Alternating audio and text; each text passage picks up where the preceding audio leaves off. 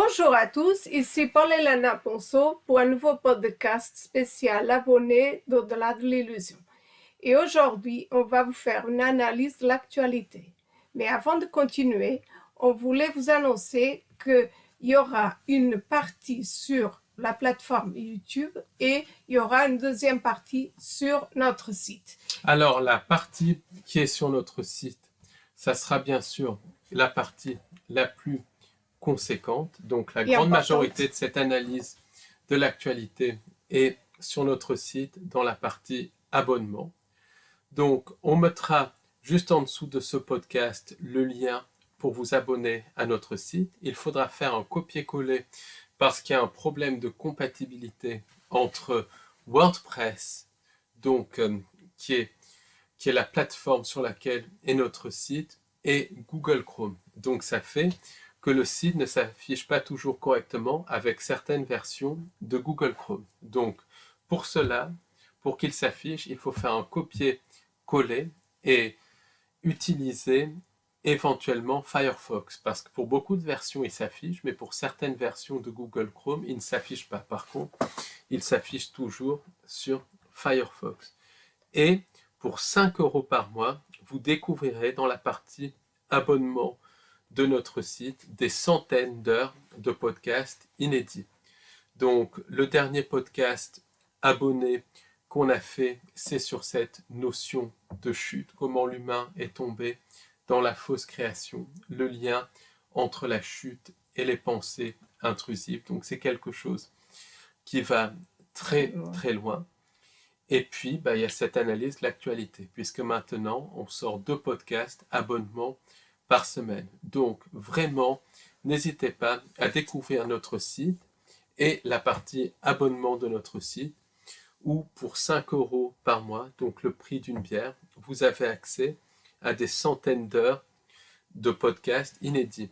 Et les gens sont très contents, à tel point que certains disent qu'ils n'ont pas le temps de tout écouter. Sachez également que dimanche 29 septembre, on organise une sortie, une visite guidée conférence et ça sera de 14h à 19h. Le point de rendez-vous, c'est à l'entrée du jardin du Luxembourg. Non, ça sera à l'entrée du RER Port-Royal. Pourquoi? Parce que c'est proche du jardin du Luxembourg et c'est plus facile pour que les gens y accèdent.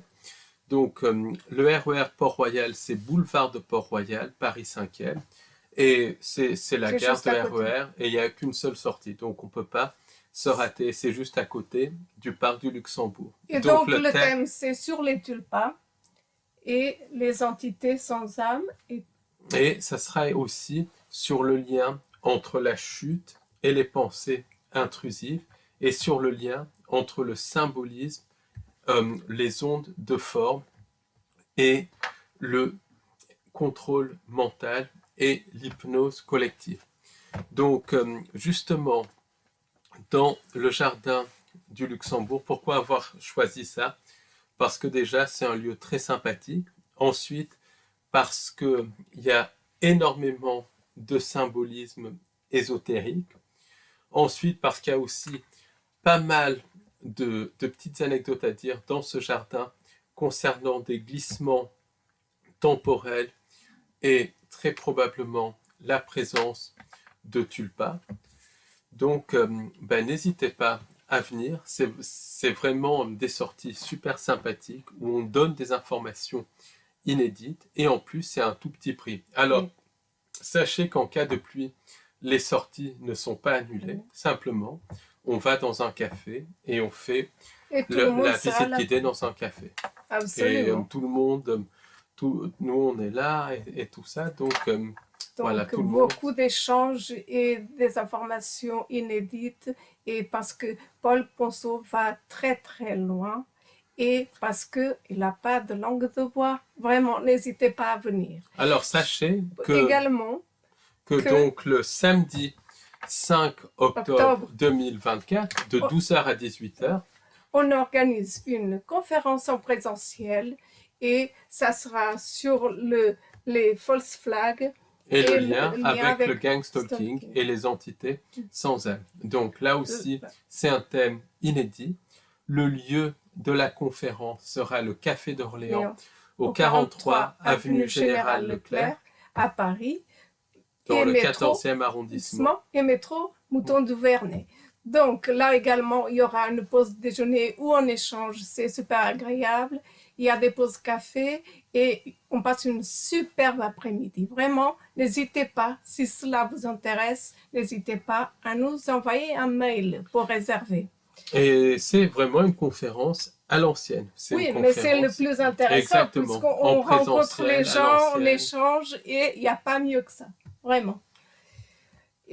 Ainsi que les webinaires, mais c'est différent. C'est différent. C'est encore différent, c'est des versions différentes. Et justement, le samedi 19 octobre 2024, de 18h à 22h, j'organise un webinaire en direct sur le thème de l'opposition contrôlée, du lien avec la présence non humaine et les sociétés secrètes. Donc, c'est un webinaire inédit qui sera en direct le samedi 19 octobre 2024. Donc, pour vous inscrire à ce webinaire, il vous suffit de cliquer sur le lien juste en dessous de ce podcast et de suivre la procédure. C'est un webinaire en direct qui dure 4 heures, mais prévoyez au moins 1 heure de plus parce qu'il y a beaucoup d'échanges et tout ça, d'autant plus que c'est un thème extrêmement important.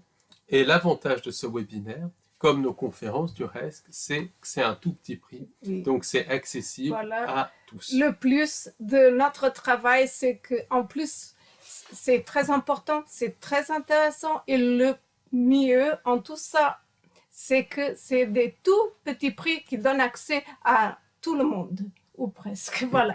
Donc, c'est ça le but aussi.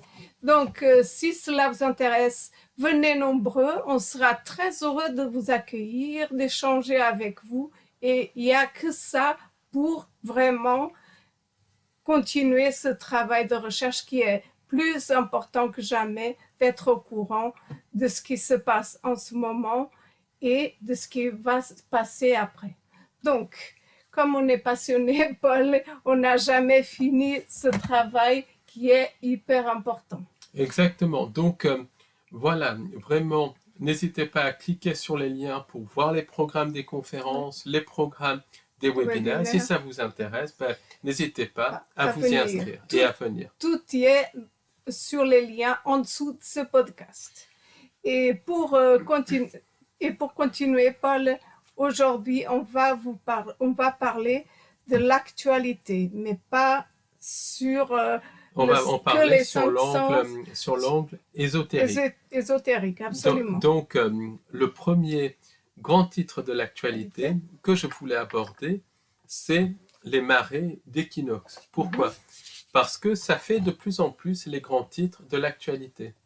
Or, selon la version officielle, les marées d'équinoxe et les marées sont liées à la Lune. Donc ça, c'est selon la version officielle. Donc on dirait presque qu'il y a une espèce de révélation officielle et contrôlée sur le rôle de la Lune dans le système de contrôle. C'est en fait une sorte de consentement en montrant les choses mais en ne disant rien. Alors, pour toi, qu'est-ce que c'est la Lune finalement? Est-ce que c'est la Lune, ça joue un rôle dans le système de contrôle. Ça, c'est clair. Par exemple, des médecins ont expliqué que les nuits de pleine lune et les nuits de nouvelle lune, ils reçoivent beaucoup plus de patients que d'ordinaire, qu'il y a beaucoup plus d'agressions violentes et tout ça. Donc, il y a un lien très clair entre le comportement humain et la Lune. Mais ça ne s'arrête pas là. Il y a des jardiniers qui travaillent avec la Lune, donc ça, c'est très très important. Il y a même des thérapeutes qui travaillent en fonction de la Lune et qui mettent en garde contre les dangers de la Lune. Il y a énormément aussi de rituels de magie noire qui sont faits en fonction de la position de la Lune. Pourquoi, à ton avis? Il y a même un chercheur, anglais, Paul Sinclair, qui a montré que les apparitions d'ovnis, de cryptides, d'entités non humaines sont corrélées au cycle lunaire. Le cycle lunaire, c'est aussi lié au cycle menstruel chez la femme, c'est lié même au cycle de nos cellules qui sont corrélées au cycle de la Lune. Donc on retrouve cette influence de la Lune un petit peu partout. Très souvent, c'est une influence qui est neutre, mais aussi extrêmement négative. Et ça, c'est dans toutes les cultures. Et ça commence à être vraiment validé scientifiquement. Même, par exemple, je parlais à une dame qui travaillait dans les EHPAD et elle disait que les nuits de pleine lune, beaucoup de pensionnaires ou devenaient très agités ou étaient beaucoup plus souvent malades que d'habitude. Et tout ça, il y a très clairement une corrélation entre les phases de la lune, le comportement humain, mais aussi même les événements. Par exemple, Webster Tarpley, donc un spécialiste des événements sous fausse bannière, je reste vague exprès, disait qu'il y a très souvent une corrélation entre la mise en scène de ces événements et la position de la Lune et des événements astrologiques. Donc, ce qu'il faut bien comprendre, c'est que notre réalité fonctionne comme une simulation. Et donc, que notre réalité, il faut l'appréhender en termes de dimension plutôt qu'en termes d'espace et tout ça. Pourquoi ? Parce que notre réalité fonctionne comme une simulation. Donc, la distance, c'est une illusion. Et en fait, quand on dépasse une certaine vitesse, la vitesse de la lumière, on passe de cette dimension à une autre dimension. Donc, en fait, il ne faut pas parler d'espace, mais de dimension. Donc, c'est quelque chose qui va très très loin. Est-ce que ça serait comme la Terre, par exemple, la Lune? Alors, là, justement, selon certains chercheurs, la Lune serait un objet artificiel qui serait corrélé avec Saturne et qui serait utilisé pour projeter cette fausse création. Donc, il faut savoir que des scientifiques soviétiques, dans les années 70, ont écrit des articles tout à fait officiels qui parlaient de la Lune en tant que structure artificielle. Des mesures ont montré que la Lune, elle sonnait creux, et donc que la Lune était une structure artificielle. De même, beaucoup de peuples primitifs disent que, à une certaine époque, de peuples dits primitifs, entre guillemets, parce qu'ils sont tous sauf primitifs, mais ils disent que dans leur mythologie, qu'à une certaine époque, la Lune n'existait pas et qu'elle a été apportée dans notre atmosphère et qu'elle aurait été liée à certains cataclysmes. On en revient toujours à cette notion de Tartaria, on en revient toujours à cette notion de faux âge d'or et ensuite de manipulation de la timeline. Alors, selon les recherches de Troy McClellan, donc un spécialiste de ça, c'est lié à Saturne qui serait un objet artificiel et c'est aussi lié à la Lune. Parce qu'il y a un Américain, un scientifique américain, Norman B. Gruen, qui est aujourd'hui décédé, qui avait montré que les anneaux de Saturne, en fait, c'était des espèces de structures artificielles. Ils étaient constitués de structures artificielles de très grande taille et qu'ils étaient corrélés à la projection de la réalité. Et c'est vrai que les anneaux de Saturne, c'est, selon la version officielle, censé être composé de multiples astéroïdes. Les mesures de Norman B. Grun ont montré que ces astéroïdes étaient en fait des structures artificielles. Et selon les grands penseurs, il y a une corrélation entre la Lune et Saturne et la nature de la réalité. Par exemple, Gurdjieff disait que l'humain était de la nourriture pour la Lune. Donc, en gros, que la Lune était utilisée pour vampiriser notre énergie. Le culte de la Lune, qui est associé à... qui est le culte de la Lune, qui est associé au culte de Saturne, c'est lié à cette espèce de vampirisme psychique. Et ça, beaucoup de personnes ont compris ça. Beaucoup de contactés parlent de bases d'entités non humaines sur la Lune. Par exemple, beaucoup d'abductés expliquent avoir été amenés dans des bases qui sont situées sur la Lune. Et ces bases sont souterraines. Donc ça laisse entendre que la Lune est une structure artificielle creuse qui est peuplée d'entités non humaines, qui est associée pour diverses raisons avec Saturne et qui est associée à la manipulation de la réalité.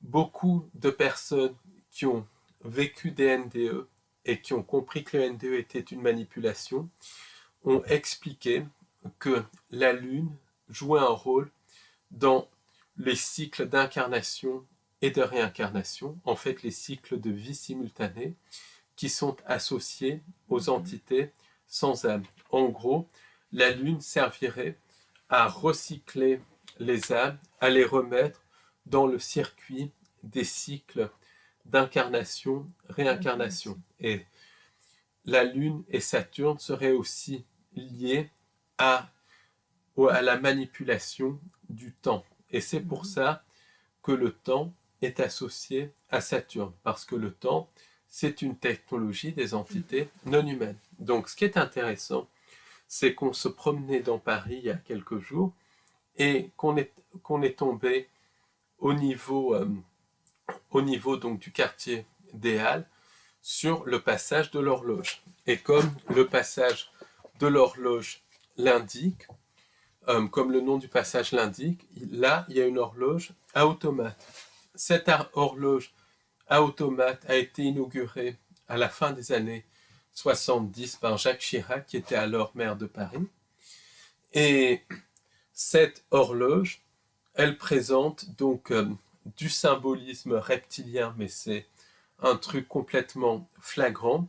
En même temps, le reptilien a la forme d'un Ouroboros qui est associé à ce complexe Lune-Saturne, qui est associé au passage du temps, qui est associé à la manipulation de la réalité. Il y a énormément de symboles, de symbologie, c'est super intéressant.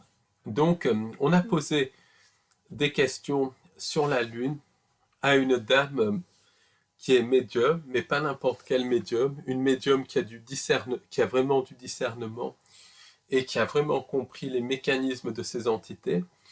Et elle a dit que la Lune, chaque fois qu'elle essayait de se brancher sur la Lune pour essayer de comprendre, de comprendre ce qu'était la Lune, de percevoir ce qu'était la Lune, elle subissait des attaques d'entités. Donc c'était impossible pour elle de se connecter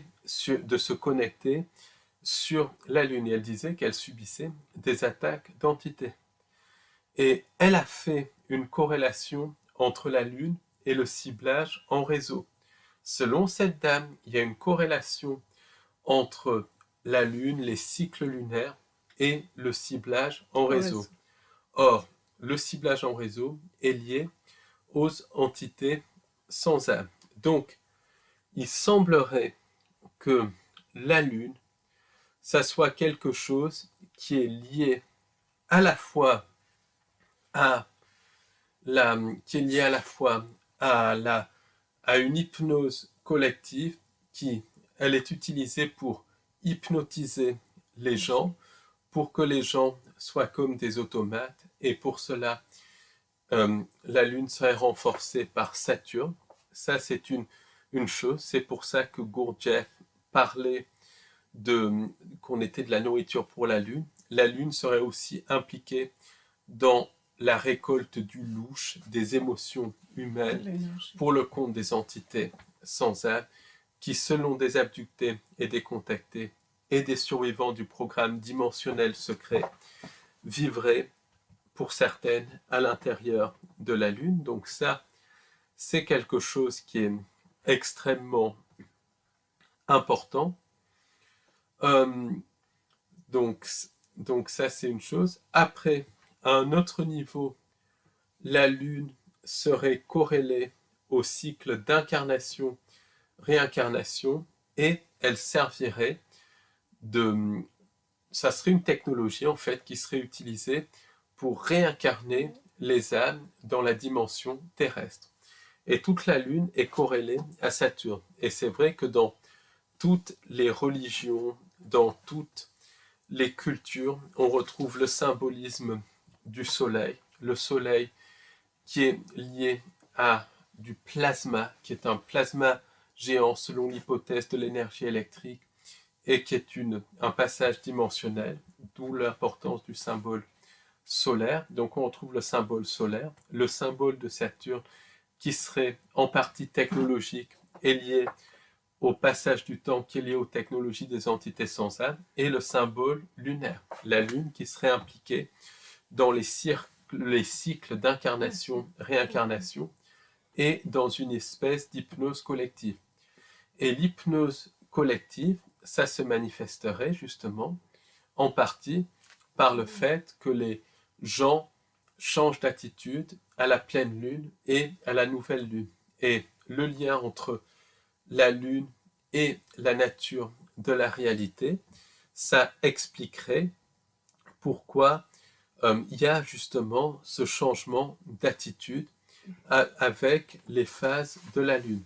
Et ça expliquerait pourquoi beaucoup de rituels de magie noire sont faits selon certaines phases de la lune. Parce que la magie noire, et la magie en général, c'est une manipulation de la réalité. Et si la lune est utilisée par les entités non humaines dans la manipulation de la réalité, c'est logique que ces rituels soient faits en fonction des phases de la lune.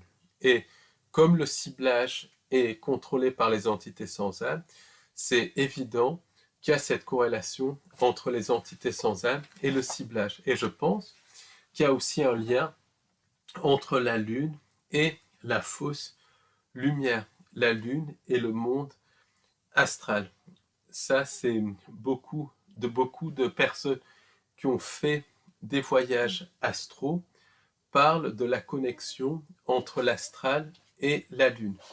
Et d'ailleurs, il y a des gens qui ont pris des mesures des soirs de pleine lune, et quand ils prennent des mesures de température dans un rayon de lune, la température a tendance à baisser. Donc la lumière lunaire, c'est une lumière froide, une lumière artificielle. Et ça pourrait être une manifestation de la fausse lumière. Donc il y a énormément de choses à comprendre à propos de la Lune. Ce qui est sûr, c'est que c'est une structure artificielle qui est peuplée par des entités non humaines et qui joue un rôle dans la manipulation du troupeau humain.